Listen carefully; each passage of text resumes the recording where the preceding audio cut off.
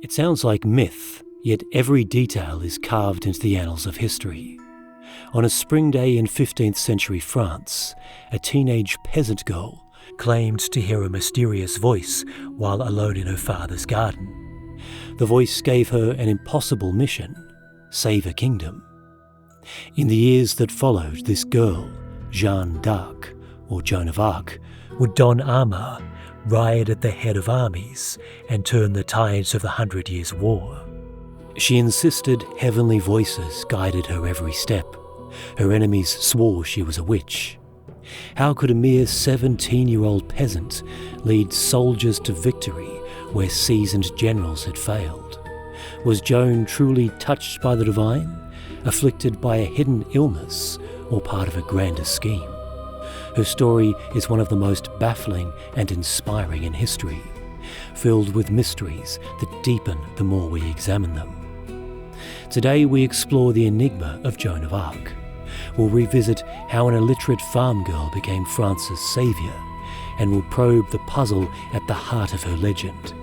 What explains Joan's voices and her astonishing rise to glory?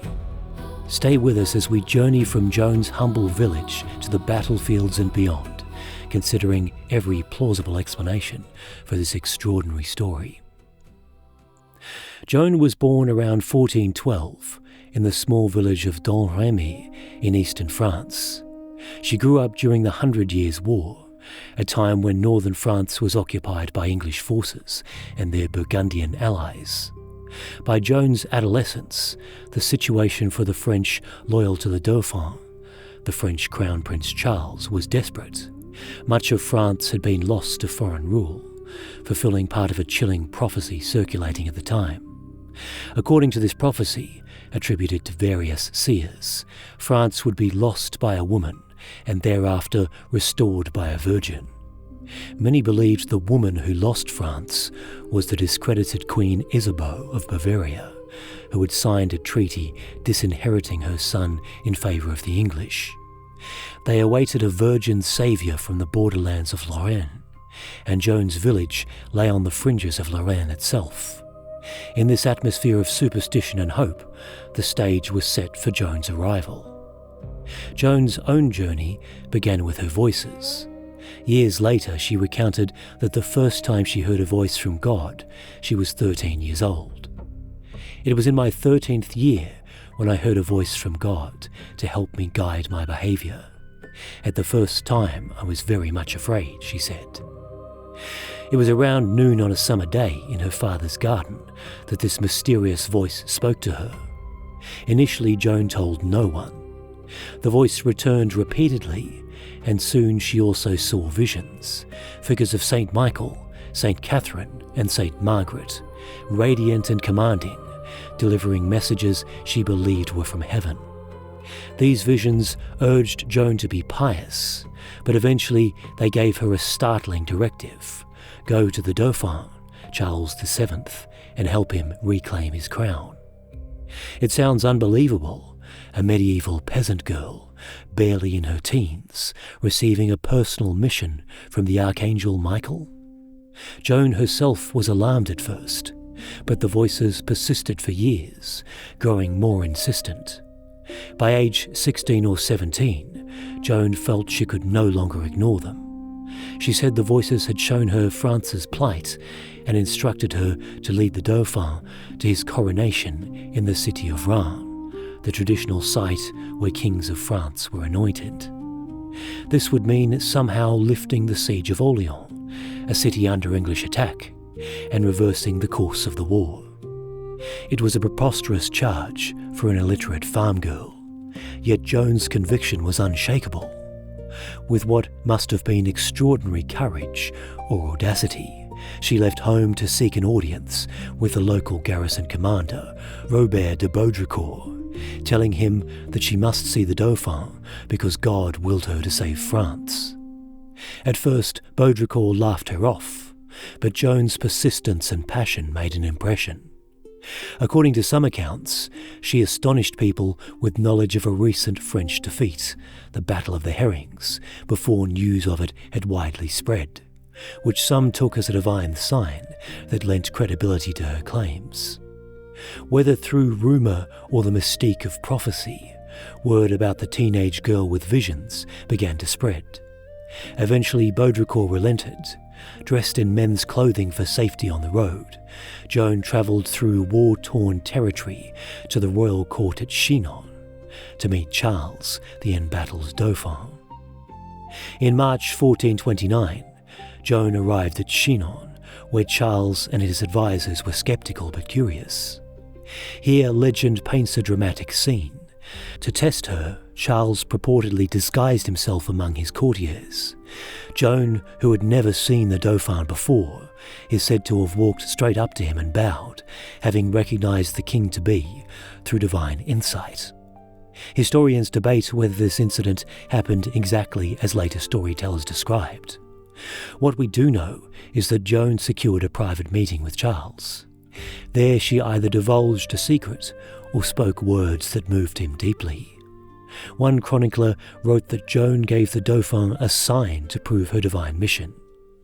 Later tradition claims she reassured Charles about his legitimacy, addressing his greatest fear, the rumours that he was illegitimate, and promised God wanted him on the throne. This was exactly the comfort and confidence boost the uncertain young man needed. Charles was persuaded enough to at least not dismiss her outright. Still, sending a teenage girl into battle, claiming God's mandate, was a risky proposition, to say the least. Charles's counsellors arranged for Joan to be examined by theologians at Poitiers to ensure she wasn't a heretic or a lunatic. Remarkably, after extensive questioning, the learned examiners found no evil in her. She was deemed a good Catholic of sound mind. There was nothing in her messages that blatantly contradicted church doctrine. In fact, her piety and simplicity impressed them. Ultimately, the clergy responded to Charles that nothing improper had been found in Joan.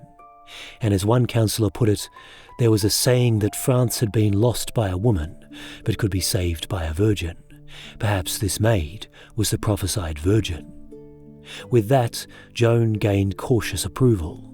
She was outfitted with armour and a white banner emblazoned with God's name.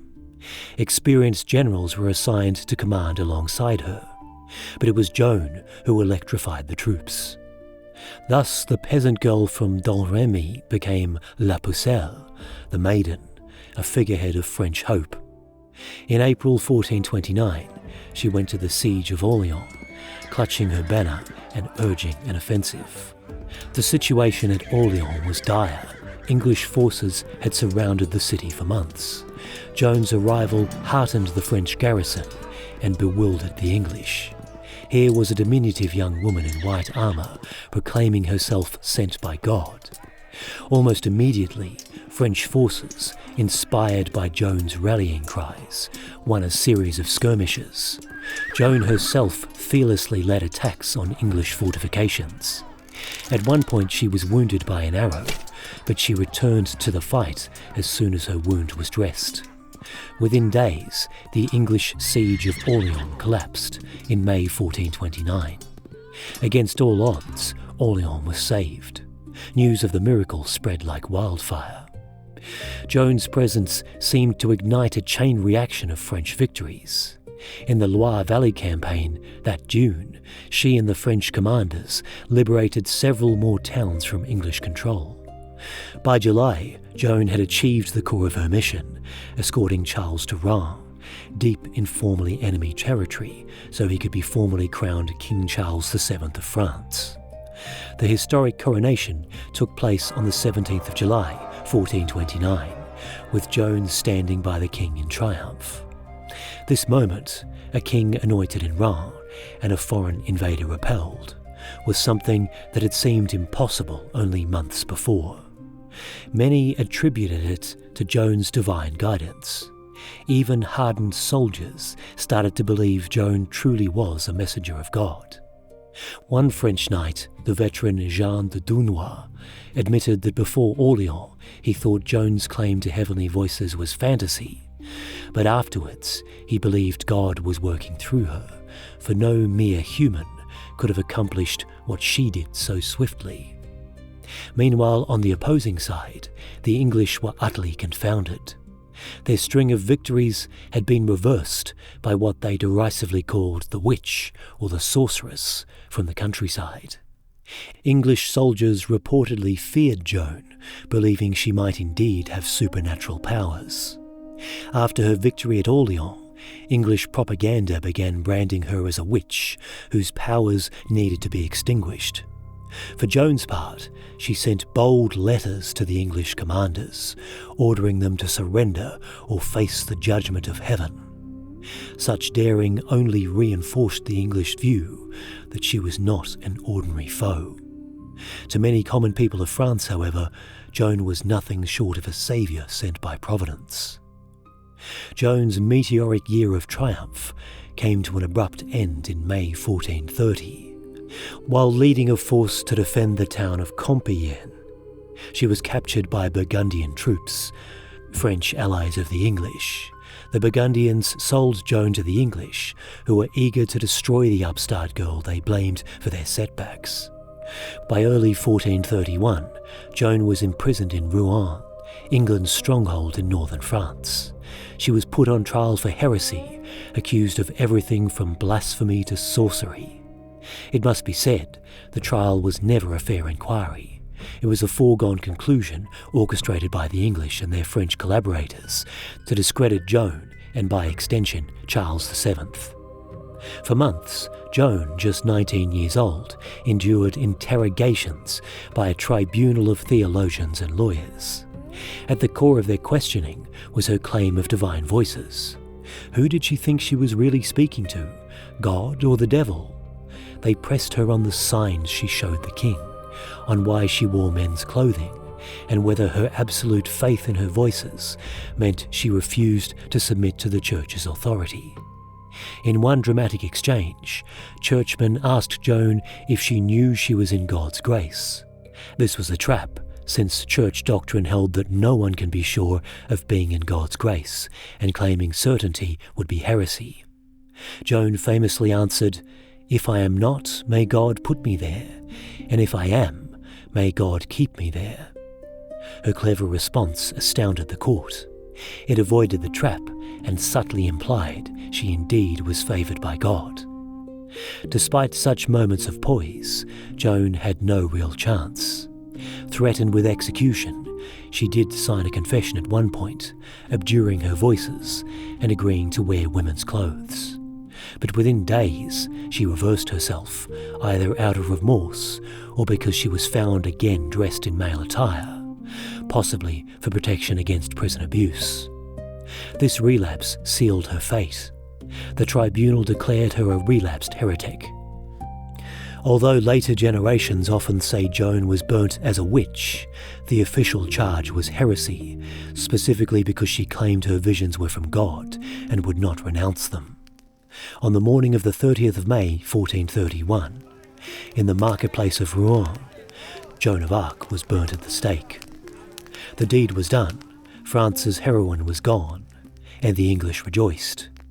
But if the English hoped that killing Joan would also kill her legacy, they were mistaken. In fact, they had only fanned the flames of her mystery. Even during Joan's trial, observers sensed there was something unusual, perhaps otherworldly, about this young woman's resolve. How could Joan, under threat of torture and death, so unwaveringly insist that the voices she heard were real and holy? How did she, with no military training, inspire seasoned troops and repeatedly make sound tactical choices? The official story, of course, is that Joan of Arc was exactly who she claimed to be, a divinely inspired maiden chosen by God to save France. This is the view that prevailed in the end. 25 years after her execution, a new ecclesiastical trial was held to re-examine the evidence. This 1456 retrial declared Joan innocent, a martyr wrongfully condemned. Centuries later, the Catholic Church canonized her as a saint in 1920, effectively affirming that Joan's voices were divine and that she had indeed been on a holy mission. But is the divine mission the only explanation? Historians and scientists have long been intrigued by Joan's case, and over time many theories have emerged to explain the seemingly impossible trajectory of her life. Let's consider a few of the leading interpretations and the evidence behind them. Genuine divine inspiration. This is the straightforward faith-based explanation. Joan herself, her companions, and millions of believers since have accepted that her voices were the voices of saints and angels. Under this view, Joan's victories were miracles. Her uncanny knowledge, such as identifying the Dauphin or finding a lost sword at a church, was revelation rather than chance. The prophecy about a virgin saviour from Rouen seemed to align too well to be coincidence. Supporters of this view point out that Joan's character and mission were marked by piety, altruism, and fulfillment of promises. She did what she proclaimed she'd do. Even at her death, witnesses felt a kind of sacred awe. It's as if Joan's story was too dramatic and impactful to be anything but the work of a higher power. Those inclined to believe in miracles find Joan of Arc a compelling example, perhaps one of the clearest cases in history of divine intervention, which is why she was eventually revered as a saint. But perhaps Joan of Arc's voices can be explained not by heavenly or infernal spirits, but by the science of the human brain. Could Joan have suffered from a neurological or psychiatric condition that caused hallucinations? This question has fascinated many modern researchers. One of the most discussed possibilities is temporal lobe epilepsy. In 2016, a pair of Italian neurologists proposed that Joan's symptoms match a form of epilepsy that affects the auditory processing parts of the brain. Joan famously said that the sound of church bells often triggered her voices, and indeed in some forms of epilepsy, certain sounds can precipitate seizures or hallucinations. She described hearing the voices frequently. At times she reported hearing them almost daily. During her trials, she also mentioned that sometimes a voice woke her from sleep. Doctors note that a significant percentage of people with certain epilepsy have seizures during sleep or upon waking. These details align intriguingly with epilepsy as a potential cause of auditory visions. If Joan had what modern doctors call idiopathic partial epilepsy with auditory features, it could cause her to hear vivid voices without impairing her intellect. Such seizures might also come with intense emotional or spiritual feelings. Importantly, aside from the voices and visions, Joan appeared mentally sound and remarkably functional, which is not typical of severe psychosis like schizophrenia, leading some credence to the epilepsy idea. Other medical theories have been floated as well. One suggests Joan might have contracted tuberculosis in childhood. A specific form called bovine tuberculosis can sometimes infect the brain, a form of tuberculosis meningitis, and potentially cause hallucinations. Unlike epilepsy, which comes in brief episodes, a chronic infection could cause more continuous experiences. It's a fringe notion, but it shows the lengths to which people go to find a physical explanation for Joan's otherwise inexplicable experiences. What about mental illness? Could Joan have had a psychiatric disorder causing delusions? Some have posited schizophrenia or similar conditions. However, as historians note, Joan's reported behaviour and performance under stress don't fit the profile of a severely schizophrenic person. She was coherent, charismatic, and extraordinarily focused. Her voices had clear, structured content, encouraging her to do specific, realistic things, not disordered or bizarre commands. She also didn't exhibit the social withdrawal or cognitive decline one might expect if she had a debilitating mental illness from adolescence. In short, Joan lacked many hallmark symptoms of either epilepsy, no convulsions or known loss of consciousness, or schizophrenia, no disorganized thought or behavior. This hasn't stopped modern researchers from speculating, but no diagnosis perfectly matches. As one medical paper concluded, even after 600 years, we cannot arrive at a definitive diagnosis for Joan's condition. The data are simply too old and sparse. We're left with intriguing clues, but ultimate uncertainty. Another angle is that Joan's voices need not have been literally real to have had real effect. Perhaps she knowingly or unknowingly became the centre of an elaborate charade or strategy. This theory asks, what if influential figures in Charles's court saw an opportunity in Joan? At the time Joan came forward, Charles's cause was faltering. Enter Yolande of Aragon, Charles's mother-in-law, and a formidable political player who had been one of his staunch supporters. Some historians, like Nancy Goldstone, argue that Joan's rise was not entirely spontaneous, but largely orchestrated by Yolande of Aragon behind the scenes. According to this view, Yolande and others in Charles's circle recognised the power of the popular prophecy about a virgin saviour. When they learnt of a pious young woman claiming visions, they quickly made use of her. Yolande may have facilitated Joan's journey to Charles and ensured she got a hearing. Joan's voices, from this cynical perspective, could have been a pious fiction, perhaps something Joan convinced herself of, or simply the means by which she expressed her own extraordinary confidence. It's important to note that this theory doesn't necessarily claim Joan was an intentional fraud. Some versions suggest Joan was sincere, but skillfully guided by behind-the-scenes patrons, providing her with information and support. For example, did someone coach Joan to recognise Charles at Chinon, or speak exactly the reassurance he needed about his legitimacy?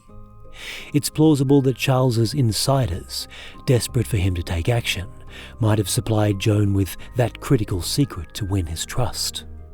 Similarly, Joan's knowledge of an old sword buried behind an altar, which she asked for and found at a chapel in Fierbois, might not have required angelic revelation.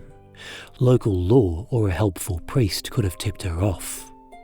In essence, the strategic Joan theory posits that her role as a divinely inspired saviour was at least partly a crafted narrative, capitalising on French hopes and prophecies to galvanise the people. But perhaps her chorus of angelic voices was the medieval equivalent of inspirational propaganda, a story the French leaders allowed to flourish because it was the ultimate rallying cry. After all, Joan transformed a civil war into a holy war. She gave common people a reason to fight beyond feudal loyalties. Whether or not one believes she truly heard saints, there's no denying the psychological effect believing in her had on the French at the time.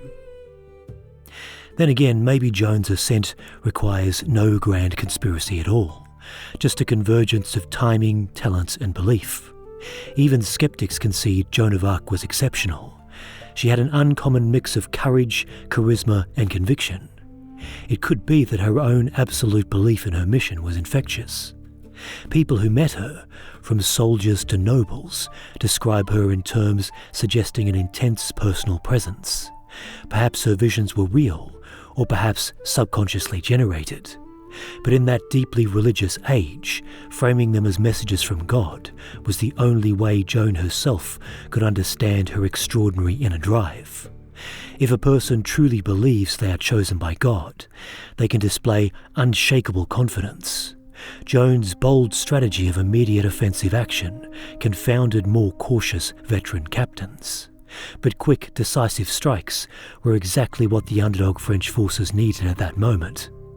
In a sense, Joan might have intuitively grasped a better way of warfare, inspiring morale and pressing advantages hard that cut through the paralysis of her superiors.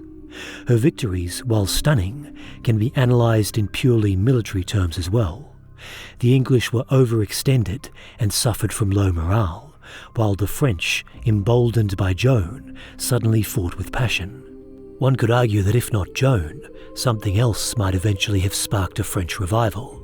She was simply the spark that caught fire due to a fortuitous alignment of circumstances.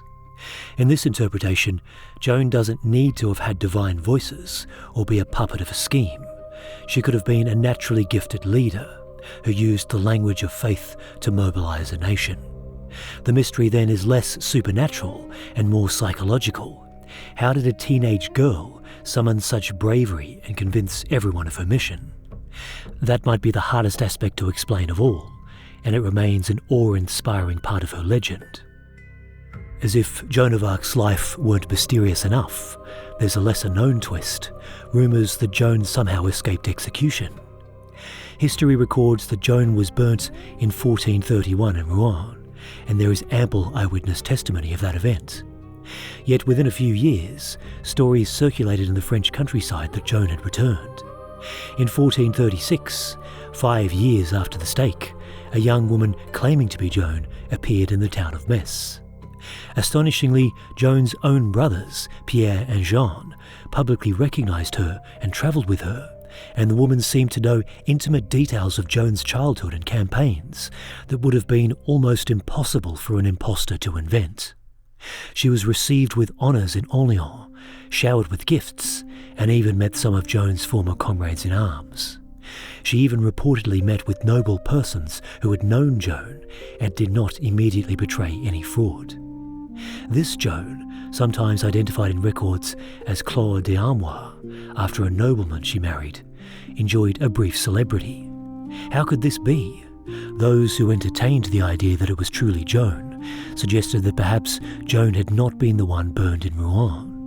They speculated that someone else, maybe a look-alike peasant, was executed while the real Joan was smuggled to safety by sympathisers. They pointed out that English soldiers had kept the crowd at a distance during the execution, preventing close identification. Maybe, just maybe, Joan's miracle was not only in battle, but in cheating death itself. Eventually, under pressure from church and royal authorities, she confessed that she was not Joan, but the confession itself raises questions.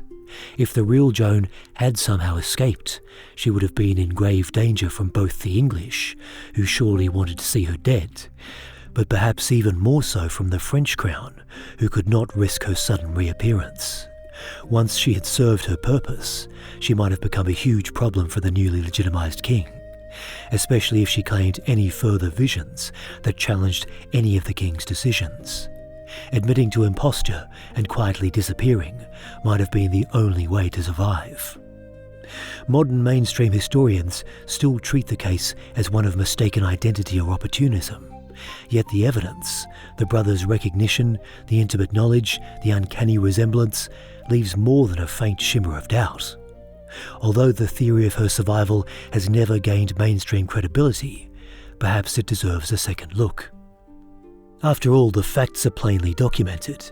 In 1436, official civic registers from the town of Metz mention the arrival of a woman claiming to be Joan of Arc, and they explicitly note that her brothers Pierre and Jean d'Arc recognised her as their sister. It's written quite plainly, no mythic embellishment, just a bureaucratic note about what happened. Although it's true that 5 years had passed, could you imagine mistaking a stranger for an immediate family member? Even if somehow this happened, surely the illusion would have fallen apart immediately, with some basic questioning. And there are letters and chronicles from that same period referring to her being honoured in Orléans and meeting figures who had known Joan. No one at the time called her an obvious fraud. The scepticism only came later. But whether she lived or died, Joan quickly passed into myth and folk legend, a ghost in the French imagination, who could not be extinguished by flames. Joan lived on far beyond her earthly life, in spirit and story. Her retrial in 1456 formally restored her reputation, and over the centuries she attained an almost mythical status as the teenage girl who defeated an empire and defied easy explanation. So what are we to make of Joan of Arc and the voices that guided her? After examining the official narrative and the alternative explanations, we find ourselves at a crossroads of history, faith and reason. On the one hand, there is the Joan of faith, the saint who heard God and saved France. On the other, the Joan of reason, Perhaps an epileptic, or a pawn in a political game, or just a remarkably determined young woman riding a wave of circumstances. Each interpretation captures part of the truth, yet none fully satisfies. 6 centuries later, Joan of Arc remains an enigma. It's this enduring mystery that keeps her story so alive. A simple peasant girl shattered the conventions of her time, led armies to victory, and kept her integrity even unto a cruel death. How did she do it? When we stand in the Rouen marketplace today, or in the ruins of Orléans' old walls, we might still hear the echo of that question in the silence. Was it the hand of God, the power of belief, a quirk of the brain, or some combination of all these that propelled Joan? We may never know for sure. What we can say is that Joan of Arc's legacy invites us to wonder. It invites us to imagine the possibility of the extraordinary arising from the ordinary. It reminds us that in history, sometimes fact and myth intertwine in inseparable ways. Joan's voices led her to triumph and tragedy, and whether we explain them as divine or mundane, they changed the course of France. That is the concrete miracle of Joan of Arc. She changed her world. A teenage girl accomplished the impossible. How? That is a riddle each of us must ponder. In the end, Joan of Arc remains a fascinating mystery, one that leaves us with more questions than answers. And perhaps that is exactly why we are still talking about her now, more than 590 years later. The Maid of Orléans rides on in our collective imagination, her banner aloft, her lips moving in prayer or command, and her secret, whatever it was carried silently with her into the fire. Or was it? Thank you so much, dear friends, for joining me for Voices of the Maid, the Enigma of Joan of Arc. I'm currently releasing these podcasts twice a week on YouTube and major podcast platforms, so if you enjoyed this, there's plenty more where that came from. If you're on YouTube or your podcast platform allows it, we'd really appreciate it if you gave us a like. It allows the platform to recommend us to more people. And of course, you could also subscribe if you really enjoyed this and want to make sure you don't miss an episode. Hope you'll join me again next time. There's plenty more mysteries for us to unravel. If you're heading off to sleep, I wish you many blessings and good night for now.